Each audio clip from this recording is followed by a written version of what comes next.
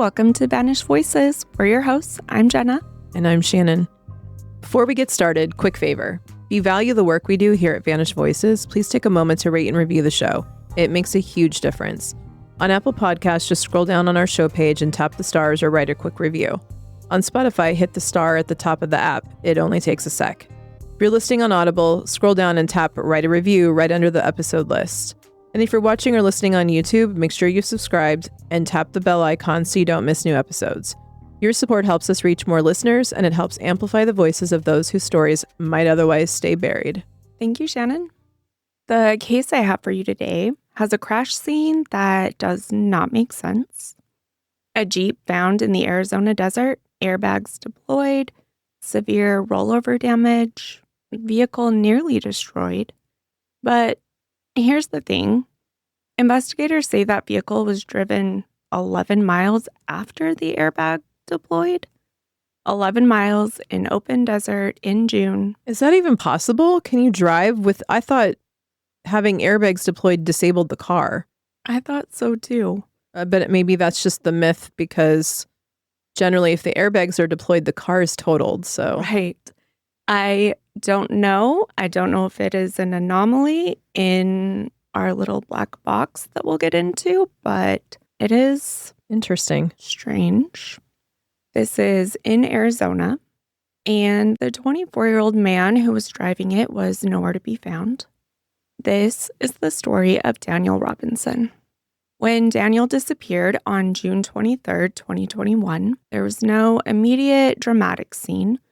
No 911 call right away, no reported struggle, no witnesses describing anything suspicious. He went to work and then he didn't come home. Daniel was a field geologist. He was smart, analytical, independent. Daniel grew up in South Carolina with an older brother, 2 older twin sisters, and a younger sister. Daniel was born with only his left hand. His right forearm was missing from birth. He never let that define him. He drove. He loved to hike, especially after moving to Arizona. He learned to play the trombone and the French horn. He enjoyed traveling and often went with friends. He worked demanding field jobs. He adapted his entire life without complaint. People who knew him described him as thoughtful, introspective, sometimes intense in conversation, but driven. He had plans, he had ambition, and he had just started building his adult life. He had moved to Arizona just a few months earlier for what felt like a major career step. He graduated with honors from the College of Charleston with a degree in geology and had landed a job with Matrix New World Engineering. One of Daniel's sisters had relocated to the Phoenix area sometime prior, and he had visited her. He had spent time in Flagstaff. This helped Daniel decide that Arizona was a good next step. He was excited to make the move, and he settled in Tempe. He was working in Buckeye, Arizona, which is about 30 to 45 minutes west of Phoenix. It's desert terrain, sparse development, dirt roads winding into open land. It was the exact kind of place a field geologist would be. Yeah, and I feel like even from Tempe, Buckeye's only, even in traffic, would be like the same amount, 30, 45 minutes away. Yeah, it feels like a good place to settle because you have the young college town. Mm-hmm. You've got a lot of young professionals living in Tempe, but you're not that far. It's an easy drive. Yeah. On the morning of June 23rd, Daniel starts his day with a stop to get gas at a Shell station around 7 a.m. Then he heads to his first stop on Verrado Way, which is south of the I-10 freeway. This stop was short. From police reports, it appears he just needed to take a few pictures at that site. Next, around 9 a.m., he arrived at a well site near Sun Valley Parkway and Cactus Road. He was assigned to check groundwater wells. According to his employer and those who were there, he either got there at 9:07, 9:15, sometime in that area. So there were other people also at the wells? Okay. Mm-hmm. Saying, like, does he... Because this is an interesting job. So yeah. Is he supposed to just go site to site every single day? And does his Like, how does he get his work? Does his boss assign him, like, here's your week, here's what you're going to do? Does he go to the same places every day, or like? It seems like a combination. Okay. The site that he headed to for the second stop, he was supposed to spend a good amount of time there that day, and the first one was really quick. His company contracted with other companies that were coming into the area that needed the assistance for drilling. Yeah, I figured it was mining. Yeah. His routine was always different. Yeah. But I still wonder did he set his own agenda or did his boss? It seems like he's still fairly new on the job and his boss is setting the places. Here's what I need you to accomplish today. Okay. But not super strict. He had some right. Oh, yeah, no, because traffic in Phoenix, even in Buckeyes, and you never know what it's going to be like. Oh, absolutely. At the site he headed to near Cactus Road, Daniel met with a man named Ken who worked for the company Weber.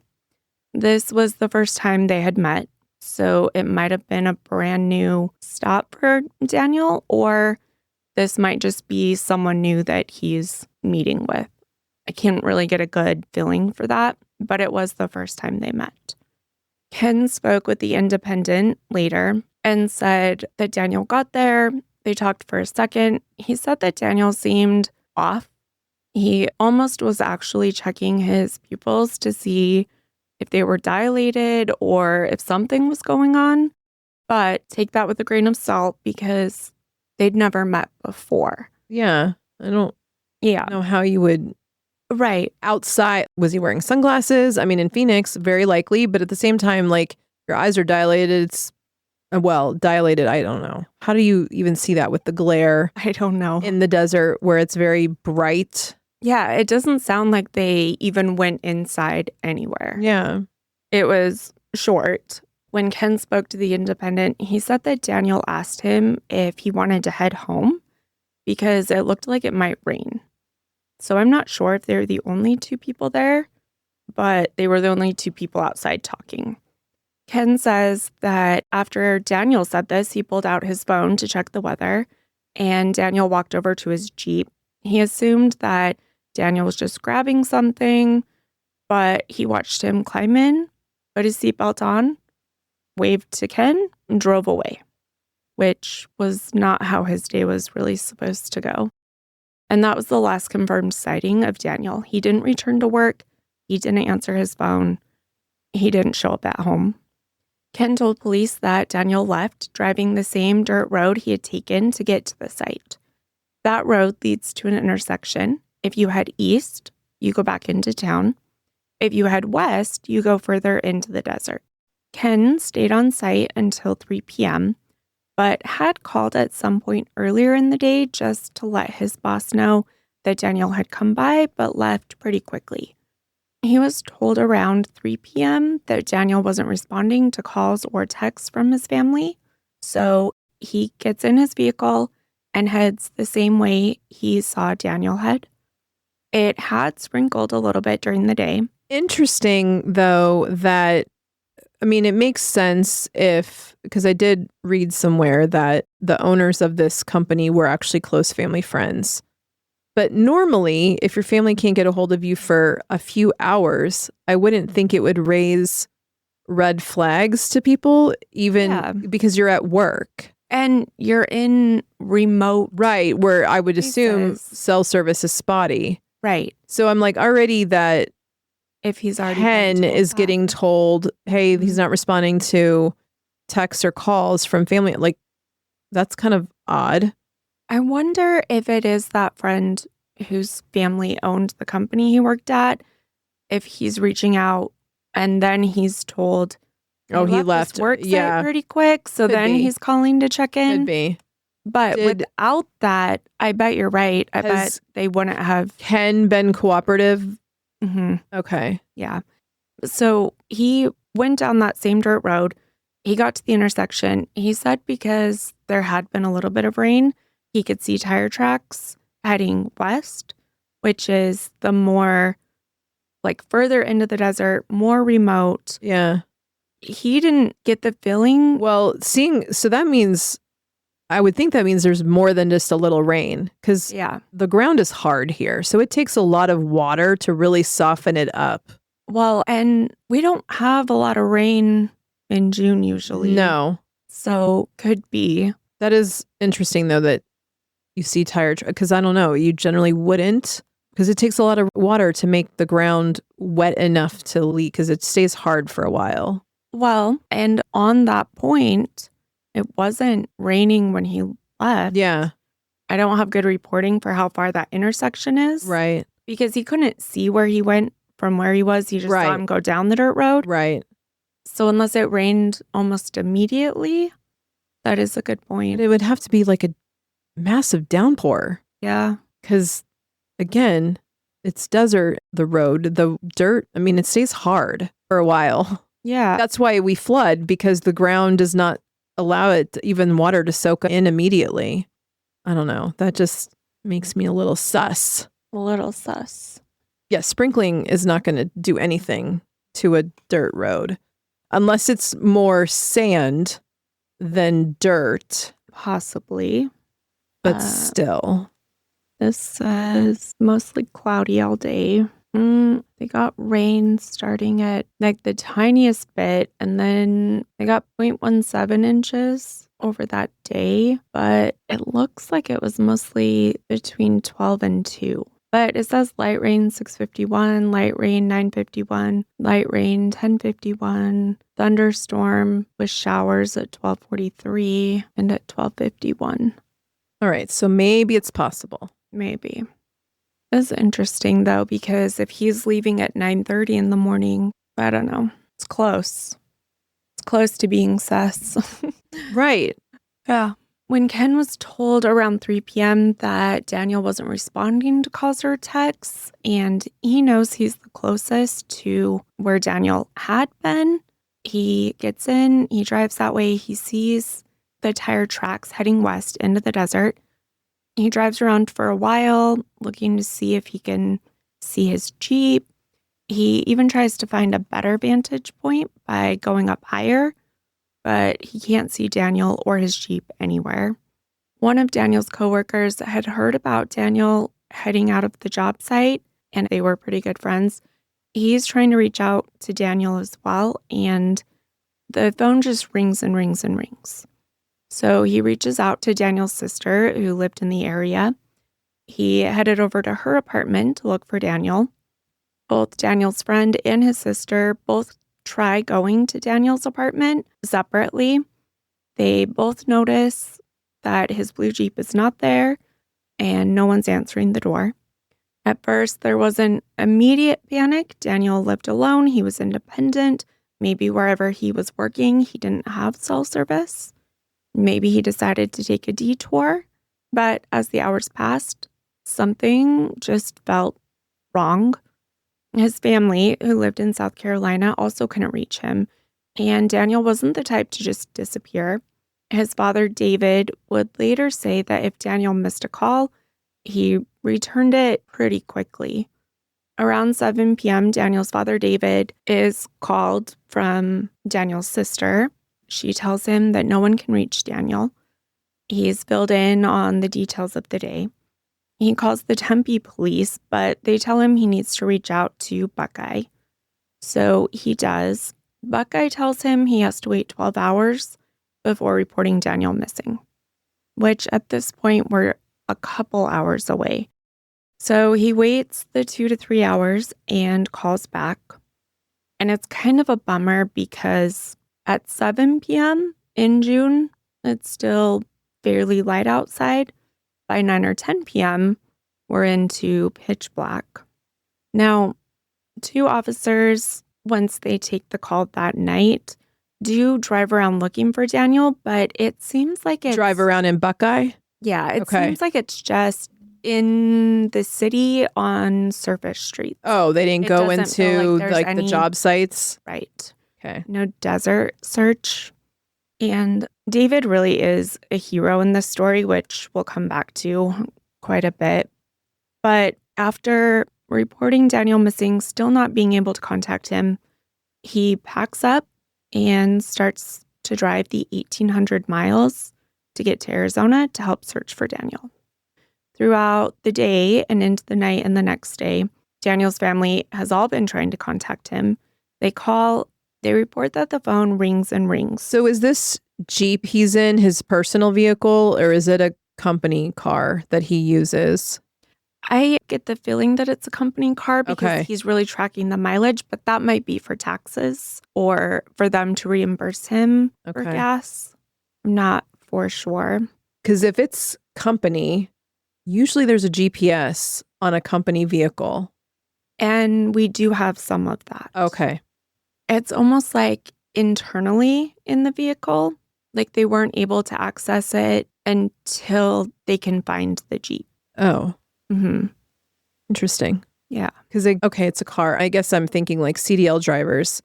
Mm-hmm. Their GPS feeds back to the home base for the dispatcher. So they always know where their trucks are at. But you're also carrying product that belongs to somebody else or to the store you work for. So I guess that's a difference. So it could be the GPS just to help with where you were at, if there's any.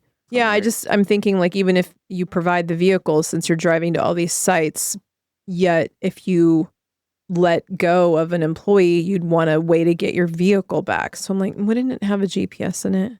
Yeah, that's true. Because they do have a pretty good idea, but it feels more like it's the miles. Yeah. I think they would have been able to find it, but maybe the I'm like tracking miles. You could say, well, that's what a 1099 employee does to claim mileage on their taxes. Or yes, because you're driving a company car, but the company is also reimbursing you for gas. But then you would just submit gas receipts. You wouldn't need to track the miles. So that's interesting. Yeah, good point. With his phone, as they're calling it and it's ringing, that means it has service. Mm-hmm. The next day, though, it goes straight to voicemail. So now it's dead. Mm-hmm. Daniel's father, David, spoke with Sarah Turney on her podcast, Voices for Justice, and he recalled that officers told him Daniel's a grown man. And by this point, so on the night of the 23rd, it's dark out. And he's the one that reports that they drove around the streets, but they didn't go into the desert. He spoke with them again the next morning.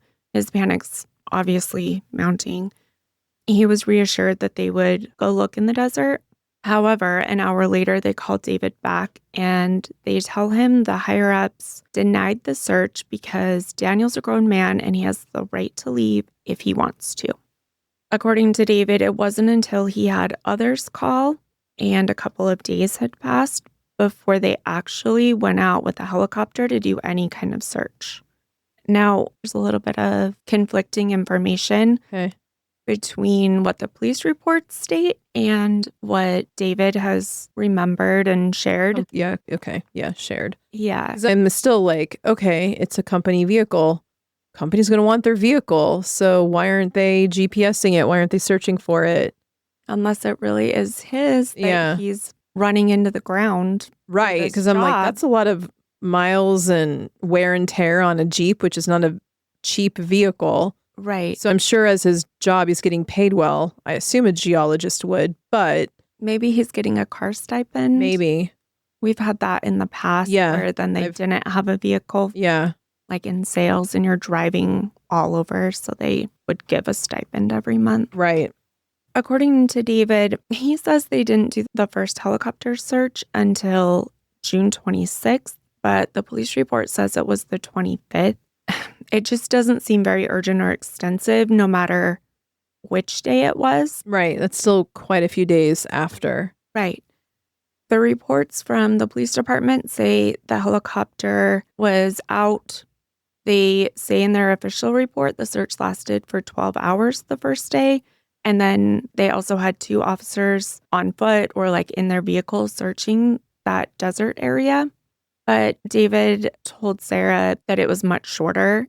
He's citing around 2 hours. So that's a lot of difference. Right.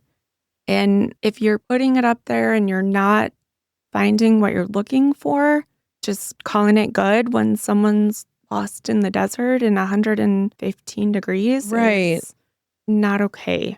So that's where I can see the report wanting to state one thing if something else was actually the truth, but also if they did some of the search, because David didn't get to Arizona until the 26th.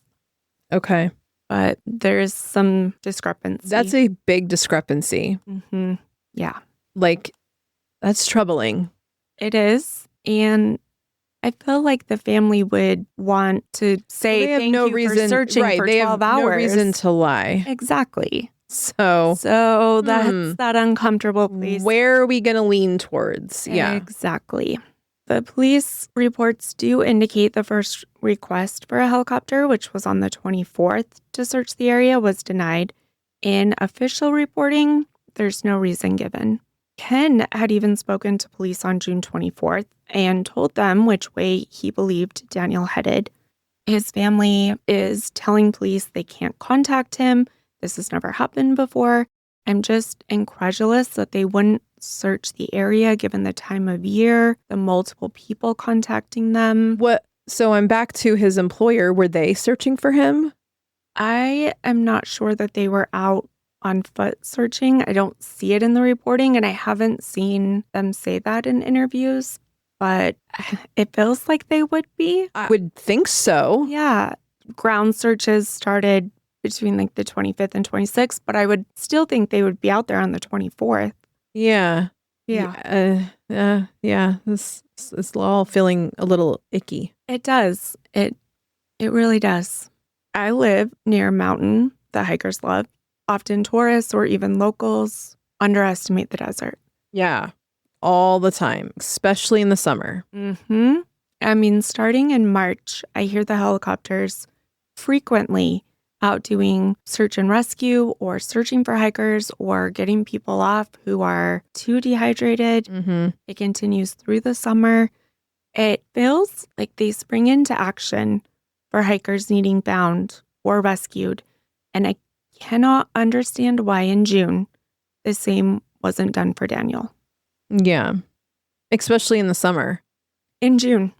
Because, I mean, I feel like at least once a week we hear about a hiker being rescued off Camelback Mountain. Yes. And mainly a tourist because they don't understand that Camelback is not an easy trail. Right. You need to be experienced. And again, why you would do that in the dead of summer is beyond me. And one small water bottle is not going to cut Your little it. 16 ouncer is not going to, it's not going to be worth it. Yeah. So if you haven't been to Arizona, temperatures regularly climb above 110 degrees in June, especially. Starting in June. And it's not just the heat. The desert west of Buckeye in June is dry. Yeah. That's to me, I think Buckeye, I still think it's desert, desolate. Yeah. Exposed terrain. We don't Right. have a lot of structures. We don't have trees. Yeah. And then what structures there are, I would say it's more industrial. Yes. It's uneven washes, Mm-hmm. loose rock. Mm-hmm. Gravel. The worst vegetation. Right. The cactus that you'll run into are mean. The cacti. Yes. Dehydration can happen so quickly, quicker than anybody seems to understand, and disorientation can happen in a heartbeat. And then there's the wildlife. June is active season for rattlesnakes, especially western diamondbacks, which are common in that region. Scorpions. Which they would come out at night. True. Rattlesnakes they would be under a bush. They would be more prevalent in the day. And they're not the smartest. No. You scare them and they make a bad choice. Yeah. That's when you're like, please let it be a king snake. Okay. Thank God. Oh, yes. I don't hear a rattle. Oh my gosh. The rattle on a rattlesnake is the worst sound. Yeah. Because you're like, where is it coming from? And you just like freeze. Horrifying. Because you know they see you. Mm-hmm. That's why they're making that sound. Yeah. They're warning you. Mm-hmm. Don't come any closer. I mean, all this to say, even for experienced hikers, the environment is so dangerous, so fast. Back to Daniel. A new lead detective is assigned to the case on June 26th. Interesting that just a few days in, a whole new detective gets assigned. And that's one of the reasons the reporting is kind of odd, because he says before he took the case, they had already done a helicopter and a ground search. Mm-hmm. And he was assigned it on the 26th, but also he wasn't on the case before that. Right. And all of a sudden, those people aren't working it anymore. Yeah. It's a little... And this is still Buckeye PD. Mm-hmm. Okay. What would you do if your online store converted 36% more shoppers? You could take 36% more vacation. Another pina colada? Yes, please. Open a new retail location with 36% more square feet. Fantastic. Hire 36% more help. You're hired and you're hired. Shopify has the world's best converting checkout, up to 36% better than other e-commerce platforms. What you do with those extra sales is up to you. Switch to Shopify today at shopify.com/listen and get a $1 trial. Shopify.com/listen. This detective works to retrieve phone records, and they do try to ping Daniel's phone, but it doesn't work.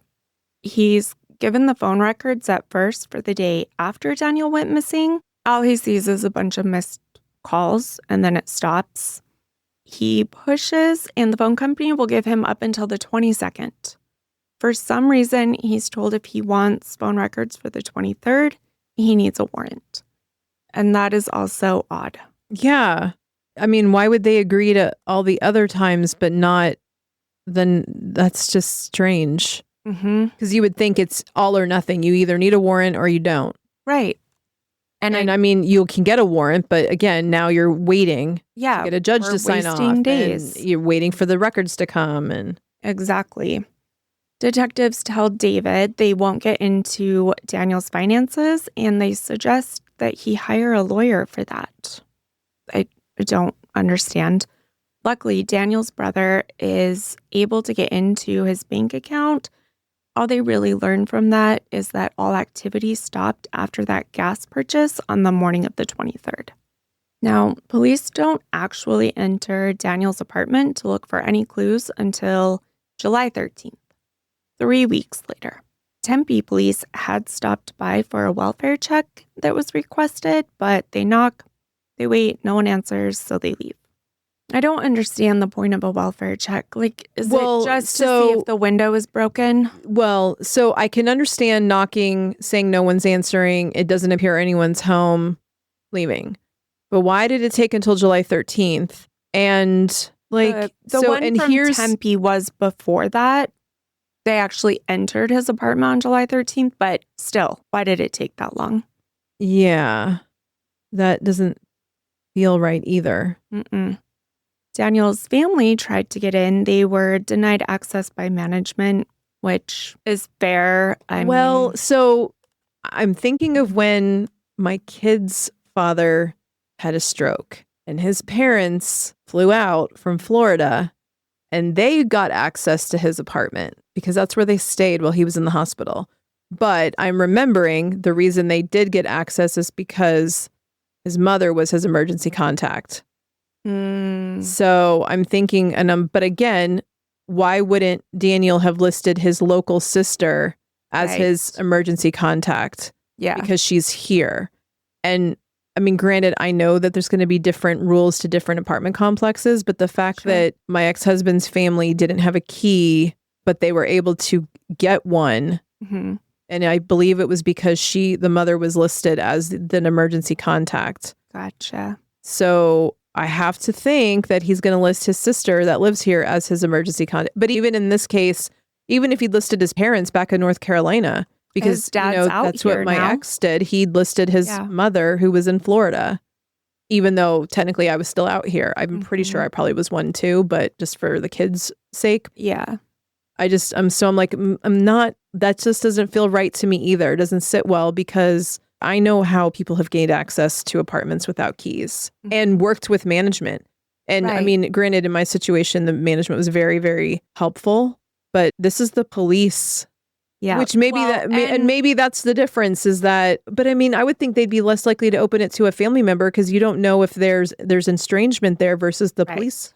So again, that's just weird. And when the police did go to enter the apartment, they had no problems. They just didn't try to go in on the welfare check. And then for whatever reason, the family either wasn't listed and they couldn't get in before then. think that's weird. Yeah. One thing I did learn from Sarah Attorney's reporting is that Daniel's employer paid his rent for the month of July, which is amazing. Keep it going. Yeah, because that way, again, that's probably where the family's staying. So they're not having to use hotel rooms while the dad's visiting. Yeah. Or, well, not at first because they couldn't get in, but maybe after. When police do enter the apartment on July 13th, there isn't much to see. It doesn't show signs of a struggle. It doesn't appear that anything is missing. There's no evidence that he was packing up or planning to leave. It just seems like a detail to check off in your investigation. Yeah. If we're actually did he make it back home at some point? And then something happened. Because I'm sure the complex has cameras, at least on the outside. I mean, in 2021, I'm sure. Right. Gated somewhere. Yeah. Maybe gated entrance that will clock, them returning. Daniel's father, David, is an Army vet who completed 2 tours in Afghanistan. He asked the detectives if they will allow or request a civil air patrol to be done by the Air Force. They agreed. They requested. The Air Force does search on July 9th, and that search is over 6 hours. They also send out an additional plane the next day to search. Well, I didn't even know that was possible. I didn't either. This is the first time. That's impressive that again, this military vet knew that could be done. And they left the door open. If you need anything else, right, we're here, which is great. And I'm kind of deviating a little bit, but thinking about the wildlife, and because now we're in July, coyotes and mountain lions. I mean, less likely that there, but it's further away. I would say bobcats still, probably. Javelinas, which, you come upon an injured human. Yeah. I think those animals are going to take advantage of that situation. Yeah. But again, you would find bone fragments. You would find evidence of animal infestation. So, I don't know. It's my little tangent right there.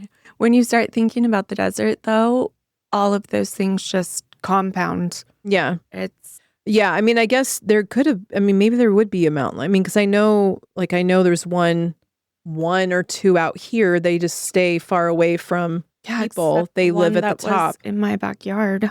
It was a full-on mountain lion, or was it a bobcat? It was a mountain lion. And then we had a bobcat. I had a bobcat 3 weeks after. Yesterday. You did? Yeah, it was hiding in the bushes, and the dog was outside. Not nice. And luckily, I think the Doberman is still too big for the bobcat, although it was a larger one, definitely a male. But literally, we have a 15-foot concrete block wall as our backyard fence, and it was in a bush, and it's no idea it was there, and it scaled the wall and went into the neighbor's backyard. So we had to text, and because they have a 2-year-old, so we're like, check the backyard before you let the little one out this morning. Yeah. Oh, I am not ready for that. I've seen one run in my street. I was shocked because I'm not on an edge, so I was surprised to see it in my yard when there's houses behind me, houses on each side of me. It had to work its right. way. It was walking fence line to get to my yard, which again is interesting because, again, I have the Doberman. That's not a small animal. But the neighbor, and then one neighbor has a golden retriever. The other one has a smaller dog, though. So I was like, ooh. I mean, the mountain lion had my Chihuahua. Oh, yeah. And took off with him. Yeah. And Mila and I had walked outside and saw him holding him, but he was on the other side of the fence. And then 3 weeks later, Brandon was not Chloe. Well, no. Okay. But 3 weeks later, Brandon was throwing the ball for Chloe, and a bobcat just easily cleared that back fence and attacked her right in front of him. And he was yelling. He kicked rocks at it. He had to go kick it off of her. And then we had to rush her to the vet, and she survived with antibiotics, and because he was right there. But otherwise. Oh, yeah. Yeah. She's small. Yeah. Ugh. That was when they were building that house up there. And I think it disturbed everything because we hadn't seen anything. And then right in a row, we had multiple. Okay. When we talk about searching the desert, it's important to understand how the grids actually work. Search teams don't just spread out randomly. They divide an area into sections, often based on GPS coordinates or map terrain. And then they assign teams to sweep those sections systematically. In desert terrain, those sweeps are usually done in lines.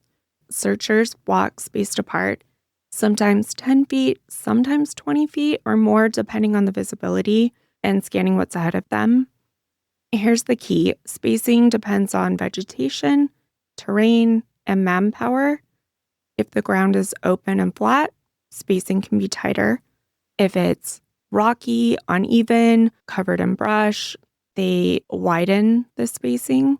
In some of these rugged desert washes and ravines, it's nearly impossible to see everything from every angle. Search teams may walk a grid once and then return later at a different time of day when the sun is casting different shadows, and the lighting changes what's visible. We also are in monsoon season. From the last day that Daniel was seen, for the next month, we had 3 really big storms come through, plus other smaller ones. Police and Daniel's family are also trying to call hospitals. They're calling jails. They're checking anything they can think of. Police are checking with Daniel's friends, coworkers, family, asking about Daniel. One thing that kept coming up is that he seemed a little off in the days and weeks before he disappeared. They mentioned he was less talkative, quieter, but no one told police that Daniel had talked about hurting himself or leaving. They did also find that there was recently a woman he was interested in dating, but the feeling wasn't mutual. Friends suggested that could be part of his change in mood. He had met this woman through a delivery he made in his side hustle working for Instacart. He had delivered to her and she invited him to hang out. He left something at her apartment and had messaged. They had still talked a little bit. He was going to come on a certain day and time, but he showed up earlier than that without any warning or notice. And this woman set her boundaries. She made it clear she didn't like that. Then, according to this woman who did talk to police, he had done it again on June 22nd. And this time she expressed that, I told you before that wasn't okay. And she really wasn't interested in seeing him again. I don't think that this recent interaction is necessarily enough to sway the investigation, but in reporting, it kind of feels like it does. Police look at surveillance from roads, local businesses. They can't find Daniel on any of them. Daniel's family over that first month expressed frustration at the lack of urgency, and they even hired their own private detective to help them with searching. Nearly a month later, on July 19th, a rancher discovered Daniel's Jeep Renegade in a remote desert area, about 2 to 3 miles from his last known worksite. Not that far. The vehicle was badly damaged. It appeared to have rolled multiple times. All of the airbags deployed. Windows were shattered. Obvious structural damage visible. The Jeep was resting on its passenger side, and a piece of the removable roof was kind of wedged up under the front of the Jeep. Importantly, Daniel was not inside. Inside the Jeep, investigators found his keys, his cell phone, his laptop, his hard hat, and multiple bottles of water. Seems, again, that's a lot of stuff to still be in a vehicle that's rolled multiple times.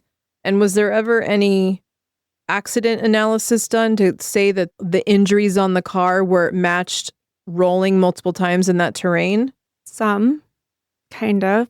Because, I'm like, how do you... I would think some of that stuff would have fallen out. Yeah, I believe the top was on. I think it just, in the roll, that part came off. Well, because even, yeah. In my accident, that was not a roll. It was just a spin, a 180 spin. But because the back window was shattered, Oh. I had things fly out of my vehicle that I had to walk along this road to pick up. Without rolling multiple times like Right. this Jeep That was just did. a spin. And that I find that very hard to believe that all those items were intact on a And vehicle that allegedly rolled multiple times. some of those things were inside like a work backpack. Okay. So that makes a okay, little more that sense. does make more sense than just Mhm. them being loose. Like if that had been kind of stuffed under the seat or something. Even on the passenger seat. Mm-hmm. But again, normally you would not have if there was nobody in the passenger seat, the passenger airbag would not have gone off. And that is the beginning of the weird things about this crash. Detectives note that there's no visible blood found in or outside the Jeep. However, there had been multiple big rainstorms that we mentioned in the last month. Could have been washed away. I saw her looking. I mean, There was water damage inside the Jeep. Like his hard hat was reportedly filled with water, and there was a lot of water damage in the Jeep. But everything that you would expect a person to take with them if they walked away in the desert was still inside the vehicle. right. Now, they also noted some articles of clothing that matched what Daniel was wearing that morning at the job site were found a few feet away from the vehicle. They specifically noted that they found his t-shirt, 2 socks, his jeans, and all of those things were turned inside out, almost like you would peel them off, as well as his work boots. His wallet was found in the back pocket of his jeans. In the wallet was his ID, credit cards, debit cards, no cash, but we can't say if he had any cash on him before this happened or not. When law enforcement examined the Jeep's event data recorder, which is essentially... Why were all the clothes turned inside out? Who does that? That doesn't make any sense either. I mean, first, walking away without your phone. Well, and your wallet. Yeah. And then for it to be intact in jeans, but the jeans are inside out? Like, come on. Something feels off, right? Hugely. Mm-hmm. The thing about the phone is like, I can understand maybe if you're worried that your car might catch on fire. I don't know. I was trying to go down the rabbit holes and think about all of those different things if you think you need to get out of there quickly.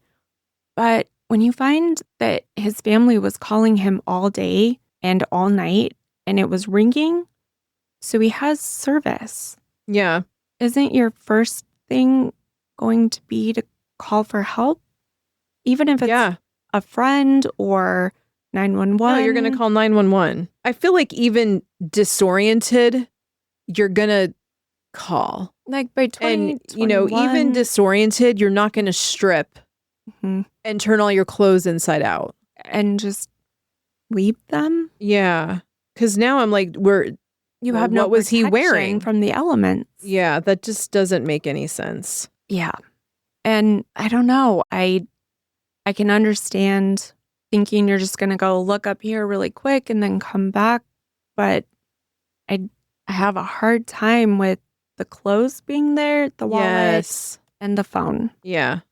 The Jeep's event data recorder is essentially the vehicle's black box. And that did show evidence of a rollover crash, but they also interesting. found some other things on it. Data indicated the Jeep was driven, like we mentioned, 11 miles after the airbags deployed. Okay, that's weird. I didn't think it could. But then if it had evidence, does it have dates? Like, does it know that? Yeah, it was that morning. Okay, so the rollover happened that morning. Mm-hmm. Okay. So we do have that. But how does it end up on its side, but then 11 miles? That detail, more than anything, has defined this case, because now we have to ask who was driving, where were they going, and really... If it was in neutral, a GPS wouldn't pick up on that? I keep getting different answers. Okay. for that. Yeah, I'm like, could it have been towed? Because I'm like, I thought if the airbags were deployed, it didn't, like, you literally can't turn I mean, I guess I need to Google that because I literally thought that meant the car was fully disabled and you could no longer drive it. There are indicators that possibly that's just a weird anomaly from the impact of the rollover, but it just seems like a lot. I could see it, maybe a small amount, but it's really precise. Mm-hmm. On the vehicle, it's called infotainment or internal data, gave police odometer snapshots tied to the morning. So it notes at 6:26 a.m., the odometer reading recorded 58,055 miles. At 7:01, the odometer said 58,091.99, which is very specific. Investigators say the time and the distance between those points is consistent with Daniel driving from where he lived to the Shell station he stopped at. The report also says data recovered from the gas station indicates that Daniel was there for 3 minutes, fast 7 to 7:03 a.m. And then later in the same report, Buckeye PD discusses Mile IQ, which is a mileage tracking app on Daniel's phone, and is what leads me to believe he was tracking his miles for something, however they did it with work. Yeah, or even, was he considered a 1099 employee and that's for tax reasons? Yeah, I'm not sure. Buckeye PD states that Daniel took 2 photos of work-related logs and equipment that morning, and the metadata included GPS coordinates placing him at the well site off of I-10, like we mentioned. And then there's an important layer. The report lists call activity that morning, including multiple calls with coworkers. We have calls to Steve, to Kevin, to Gary, and to Ken. And to me, this matters. It suggests that Daniel was engaged in normal work communication, going about his morning. Right. Not that something was going on. Or wrong, or... Mm-hmm. Yeah, like he was having issues. Or feeling so withdrawn that he wasn't answering or wasn't communicating. Right. Details from the crash show that Daniel was wearing a seatbelt when it happened.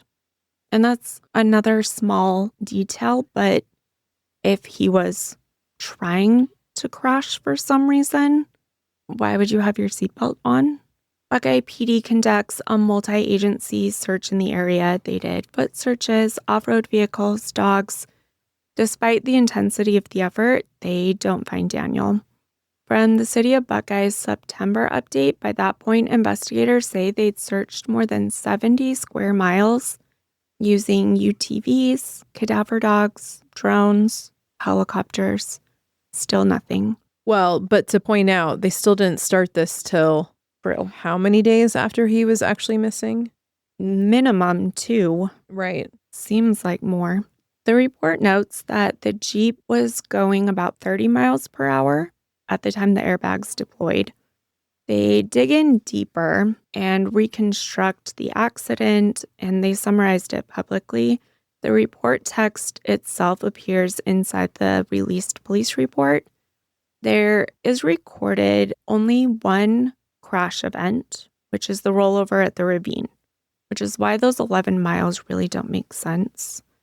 The reconstruction describes the Jeep traveling through the desert area west of Sun Valley Parkway, making small turns, then driving down into the ravine about half a second before the crash. What would you do if your online store converted 36% more shoppers? You could take 36% more vacation. Another pina colada? Yes, please. Open a new retail location with 36% more square feet. Fantastic. Hire 36% more help. You're hired and you're hired. Shopify has the world's best converting checkout, up to 36% better than other e-commerce platforms. What you do with those extra sales is up to you. Switch to Shopify today at shopify.com/listen and get a $1 trial. Shopify.com/listen. It also notes the driver increased the accelerator right before impact, which suggests an attempt to drive up the other side of the ravine. Okay. Mm-hmm. And here's another anomaly that gets often debated and looked at. They look at ignition cycles. Ignition cycles are the engine turning over. The ignition cycle at crash was 6,805. The ignition cycle when they downloaded the data from the crash site was 6,850, meaning there were 44 to 45 ignition cycles after the crash, including the cycle done for the download. So wait, is that like starting and stopping the car, or? From what I can find, yeah. Okay, so is that fully turning on, or is that like maybe where it's catching and not fully? It could be where it's catching. Yeah. It characterizes those extra ignition cycles as, quote, an unanswered anomaly, but says that it doesn't appear to change their findings. And then we mentioned the odometer. Reconstruction notes approximately 11-mile difference between one module's reported mileage and the displayed odometer, and says that similar discrepancies have been reported by Jeep dealerships and other reconstructionists. So that one, I think they're saying, has been shown to happen in other major crashes with Jeeps. So the anomalies are enough that they're documented and discussed, but it doesn't do anything to shift how the investigation looks at it. Buckeye PD's investigation explicitly says foul play is not suspected. That's weird. Yeah. And I'm not sure how you can rule it out completely. Right. Just based on the items, well, just the clothing being inside out. Mm-hmm. Like, was he known to keep other clothes in the car? Like, but why is there no blood? And right. I would have to think, even at 30 miles an hour, rolling that car, there would be some type of injury. Agreed. And if you want to say that there's no injury, then why were we too disoriented to take the phone? The water bottle. Yeah. Your clothes. Wallet. Your wallet. Your job is to protect yourself from the sun. It's not to wear as little as possible. Another detail that has come up about the crash involves paint transfer on the Jeep. Investigators documented contact damage consistent with the vehicle striking a fixed object in the desert, potentially a metal pole or a similar structure before entering the ravine. Was there anything like that around that they could find that would match? No. So then, okay. It raises the question of whether the Jeep struck something prior, but then... Or did something strike the Jeep that caused it to roll into the ravine? Like another car? Yeah. Mm-hmm. Because we only have one crash event recorded, so it makes sense that it happened all at once. Yeah. Buckeye's official reconstruction did not interpret that contact damage as evidence of anything. Their conclusion remained that the crash sequence was consistent with an off-road rollover in that terrain. But I don't know where the paint comes from. When Buckeye Police released their reconstruction findings, including the ignition cycles, the mileage discrepancy, and their conclusion that there was no evidence of foul play, Daniel's family did not feel reassured. Daniel's father, David, has been clear in interviews and public statements that he does not believe the crash explanation tells the whole story. In multiple press interviews, David has said that what bothers him most is not just the crash, it's what happened after.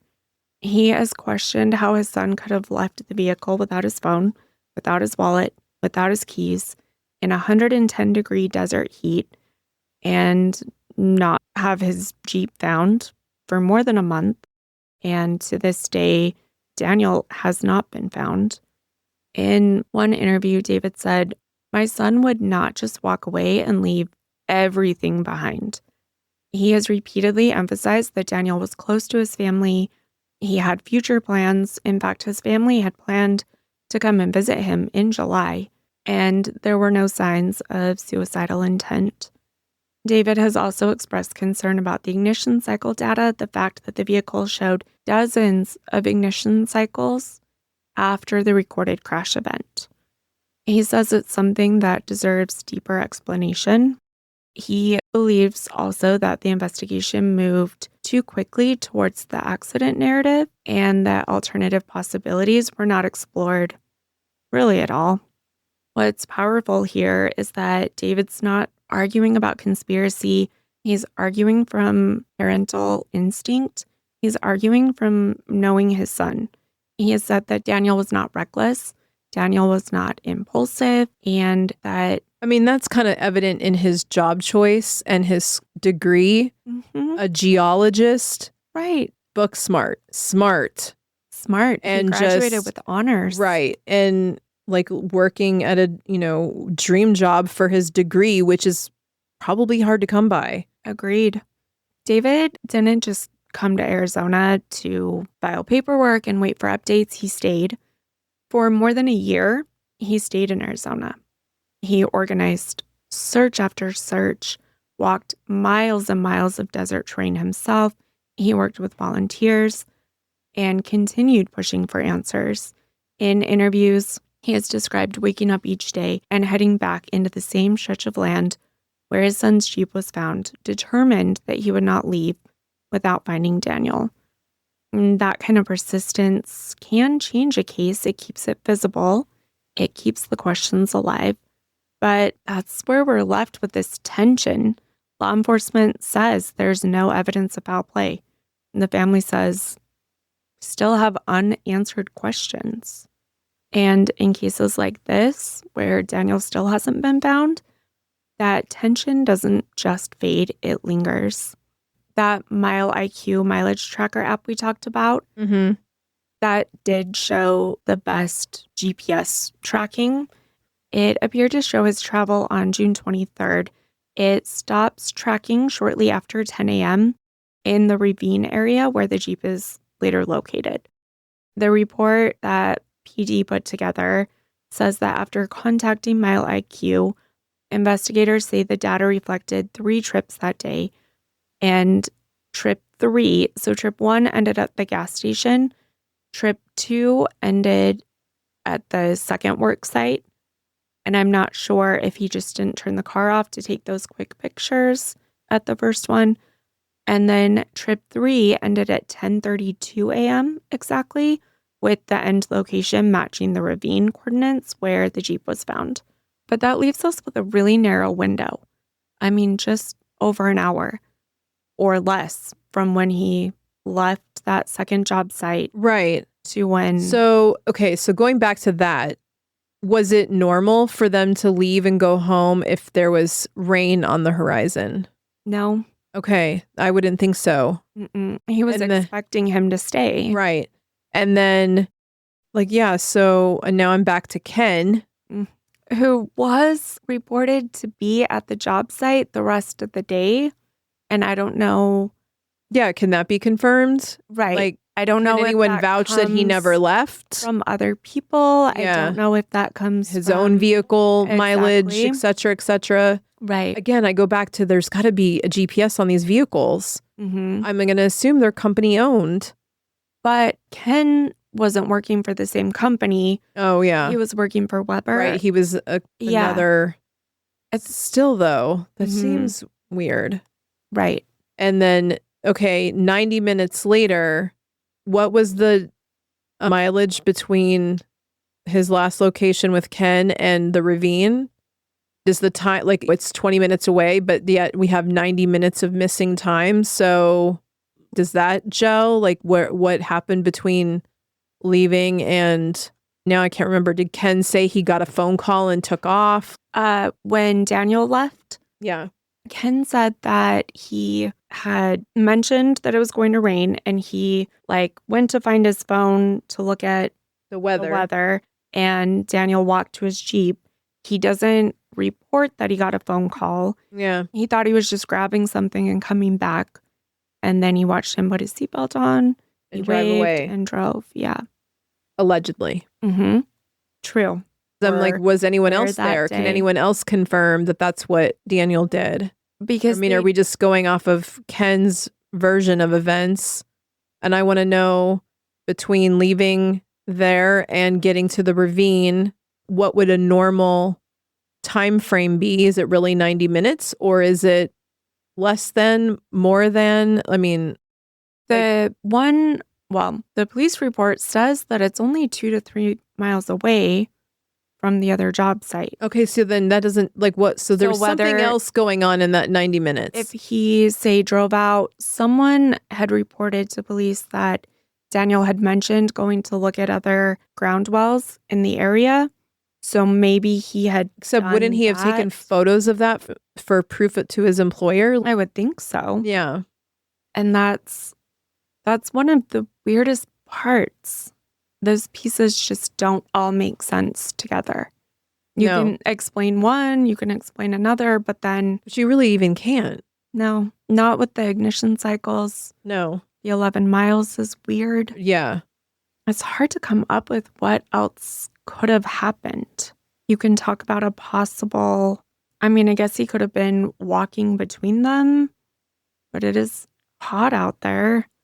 If he had parked and walked, but then you would Okay, have different so trips. I had to starting finally Google this.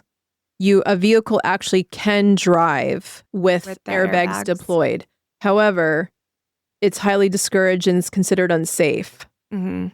And that's because there could be hidden structural, electrical, or mechanical damage that would make it unsafe to drive. Right. But and steering and visibility could also be impaired. But technically, it could still. I thought it actually Okay. disabled the car, but apparently it does not. That's So that answers that interesting. question. Yeah. So maybe, again, going back to the non-foul play, I could see somebody trying to get out of, Mhm. except that according to that, the airbags deployed there at the ravine. Right. So again, that doesn't make sense because And it doesn't show two separate no, events. Right. It's only the one. right. So yeah, that kind of throws that theory or possible. It just pressing on the Conclusion. gas isn't going to No. do it, right? No, It won't drive miles that way. no, you'd actually have to rotations per minute. You actually have to roll. Mm. Because you can tow a car, it's not turned on and not add mileage to it. If you just have the back tires, say if it's Mhm. front wheel drive, like, no, I think the car has to actually be on because you don't add miles just by towing it. Yeah. And it seems like the mile discrepancy comes from when the crash happened Mm-hmm. and they got the black box there and then headed in to have it checked out. They're seeing that discrepancy before the next event. Right. One of their biggest questions was, why did it take so long to locate the Jeep? Buckeye Police say it's because of the vehicle's position in the ravine. I was going to say, because was that an area that had been searched via helicopter and their walking grids? I'm 'Cause, not I mean- exactly sure about the walking grid, but yes, for helicopter and drone. But it's not like it could have moved. No. And Were they just incomplete? the ravine, searches? was it a hidden ravine? Was it like, it's underneath and it had fallen and rolled under, maybe uneven, like a cliff? Right here. So like in this one, it looks very obvious. Yeah, I feel like you would see that from the sky. And then, the city of Buckeye puts out this one and says it was right there. It still seems like you would see it. I've watched videos of helicopters searching for things where I'm like, oh my gosh, how did you see that? Because I didn't. Now, granted, I'm watching from a TV standpoint, but still, Mhm. like, that looks like something that they would, especially that many days in with multiple searches, and even the Air Force didn't find it. Like, come on. Right. And they have even more of a, in their mind, it's one of our own because it's our Mhm. service Yeah, member's son. David. Like, we're going to find, I can see, that being in the brush, that angle. But when you're actively looking. Right. Because I feel like, again, if you're searching, you're trained to look for this stuff is what, is really what, Mhm. I guess what I'm saying.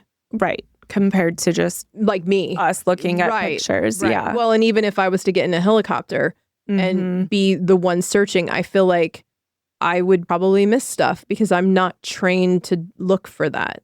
This one is the job site, and that's where the Jeep was found. Yeah, see, that doesn't seem very far. Sure doesn't. Now, does the data prove that he really left that job site at 9:07 or whatever it was? I believe from the Mile IQ, which had the GPS, that it shows him leaving around 9:30 at the latest. Okay. So now we're back to it. We're like at an hour, not even 90 minutes. Yeah. But still. Not that long. No.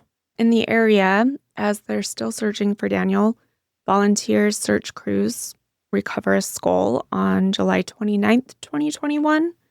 It was determined that did not belong to Daniel. They continued doing ground searches through August through September. They revisit the crash site in October. Then on November 6th, 2021, human remains were found, and there was evidence with that indicating a different missing person. They found a lot of in the same area. Yep, within a couple miles from where Daniel was. And that happened the next January of 2023. They found more human remains in the area. So I need to know what's going on in Buckeye. Well, yeah, I'm like, okay, so now let's talk about that. Right. Was there similarities between these victims? I mean, did they identify them? Were they also reported missing? You know, were they African-American males around 24 years old? Like, that's interesting. I'm going to assume there's not hiking trails out there. No. Yeah. So the one in January of 2023, that one was identified as 35-year-old Juan Fierro. I think we need a follow-up to this episode. Mm-hmm.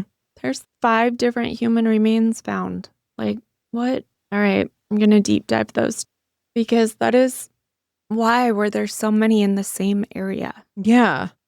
Again, not easily accessed. You kind of had to know where you were going. And I would almost think that if these are land owned by these companies, so not anybody can just get access to them.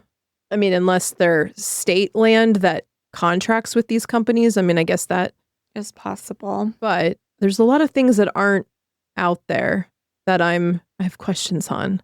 Yeah. And I just keep coming up with more. Oh, right. You've only given me more questions since we started. Yeah. Buckeye Police maintain their position that there is no evidence suggesting criminal involvement to this day. The case remains open and active. I'm not sure how often they're searching at this point, but they still have not been able to find Daniel's remains. Because he's still not classified as foul play. So, I mean, is there really even any investigation going on? They're probably just waiting on tips. I'm sure they're not searching anymore. The last update on the Buckeye Police page, like the overview, is from November of 2021. So only like 5 months. And then at the bottom, it just says they're looking for tips. Contact us if you know anything. Okay. So it seems like if it was a crash, that Daniel survived the initial crash. We just don't know what happened. It seems like if he was alone, he may have left the Jeep. But again, all the rain being in the elements for a month, who knows what evidence was lost. Yeah, I'd be curious to know about the others. Like what similarities. Yeah. And I want to know about the land. Who owns it? Yes. Is it accessible from the public? Could it, can it be used as a dumping ground? Can it only be accessed by employees? Is there fencing, Right. But I mean, if you're going to an intersection and then driving west. That's still going further. That seems, though, accessible. Yeah. I mean, Buckeye's not that. I mean, that's. Should we take a road trip? Well, but I mean, you literally see Buckeye from the I-10. Yeah. Like it's to your left. Like that's Buckeye. Yeah. Then you hit Tolleson. Like you hit Palo Verde nuclear plant. God, we've driven it recently. I know. I'm visualizing it. So now, granted, not that far out because I'm still thinking of the industrial side, which is closer to the I-10, but still that's newer. Yes. All of that construction is new down there. Yeah. That we drove past last month. Yeah. I mean, plus right off a freeway, you're going to have more amenities versus out here. But is it mining? Is it owned by the state? Is it a company's property? How does somebody gain access to it? Why are there so many bodies out there? Yes, that Because one. again, you're not talking like close to city limits where somebody, again, maybe an unhoused person has succumbed to elements in the heat. Yeah. In public interviews, David has continued to press for clarity about the crash, about the timeline, and whether everything that could have been done was done. The full story of what happened between 9:15 a.m. and 10:32 a.m. on June 23rd, 2021, and what happened in the hours after remain uncertain. The Robinson family continues to advocate for further transparency and review. This case got me with the airbags, the ignition cycles, the mileage discrepancy, but even more than that, when you think through it, it's still just more questions than answers. And they don't resolve cleanly. They leave space for doubt. It's tough. The Arizona desert does not look dramatic at first glance. It looks open. It looks quiet. Maybe 2 miles doesn't sound like very far, but in June, even a short walk can be dangerous. I wish we knew more. I wish a search had started right away, that same day. It feels like it could have resolved completely differently. If you find yourself in a remote terrain, stay with your vehicle, carry water, never underestimate the heat. Don't assume 2 miles is simple. And also, if you are struggling emotionally, reach out. And we're not saying that Daniel was, but the questions are there. Talk to someone. We will link to resources. I lived in Arizona when Daniel disappeared, and I don't remember hearing his name. So I do. You do? Mhm. Good. The first time I heard his story was when Sarah covered it on Voices for Justice back in 2021. But I feel like it wasn't on the news. I feel like it was his dad. Mm-hmm. Because I do remember his dad. That's what has stuck with me. Yeah. Since His dad's interviews, please. Yes. Yes. So again, still kind of the same story we see over and over again. Right. Because at the very least, Daniel Robinson's story deserves to be heard. For sure. Whether this was a tragic accident or something we don't yet fully understand, his story matters. Sometimes the most important thing we can do is to say a name out loud so it isn't forgotten. If you have any information about Daniel Robinson's disappearance, even something that feels small, contact the Buckeye Police Department, and we will link to all of their contact information in the show notes. If you want to support the Robinson family's advocacy efforts, we will link to their official site and all of the information to find them in the show notes. Thanks for joining us for this episode of Vanished Voices. Every listen helps carry these stories further and louder into the world.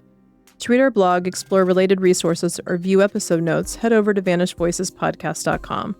You'll also find us on social media, Instagram, TikTok, YouTube, all under @VanishedVoicesPod. We'd love to connect and hear your thoughts. If you're moved by what we share, please rate and review the podcast and help us grow this community by spreading the word. You can stream Vanished Voices anywhere that you listen to podcasts. Thanks. Bye. Bye. Well, Shannon, I have more questions than before. Yeah.